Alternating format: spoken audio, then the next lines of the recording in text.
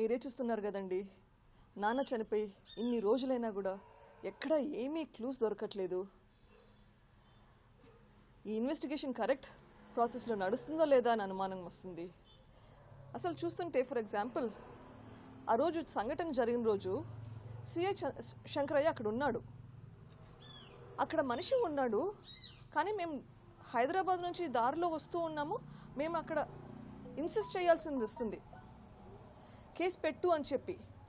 ఆయన circle inspector, ఆయనకు తెలియదా కేసు పెట్టాలి, ఇది మర్డర్ అని చెప్పి? ఆ సీన్లో లేకుండా ఉన్న మాకు అనుమానం వస్తుంది, మేము ఆయనకు చెప్పాల్సింది వస్తుంది, ప్లీజ్ కేసు పెట్టండి అనుమానం ఉంటే. అంటే ఆయనకి ఏదన్నా కవరప్ చేయాలని ట్రై చేస్తున్నాడా? Why is he behaving like that? Case పెట్టు అని చెప్పినాక కూడా తర్వాత ఆయన సమక్షంలోనే బాడీని బయటికి మూవ్ చేశారు, గాయాలకు కట్లు కట్టించాడు.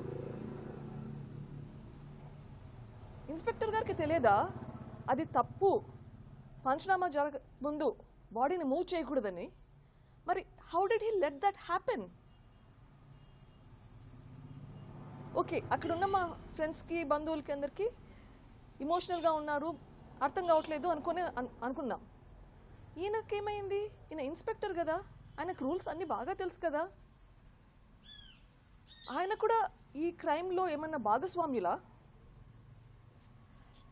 ఆయనకు ఎవరైనా ఇన్స్ట్రక్షన్స్ చెప్పారా ఈ క్రైమ్ ఇన్వెస్టిగేషన్ తారుమారు చేయడానికి హెల్ప్ చెయ్యి అని చెప్పి? ఆయన పైన ఎవరున్నారు? లేదా ఆయన డైరెక్ట్గా ఇన్వాల్వ్డా? నాకైతే అనుమానాలు వస్తున్నాయి, కానీ దీనికి సొల్యూషన్స్ కానీ ఆన్సర్స్ కానీ అర్థం కావట్లేదు. What is happening to the investigation process? Is someone directing the police officers to do the wrong things and then blaming the family for that? I hope I get an answer sometime soon. నాకైతే patience తగ్గిపోతుంది.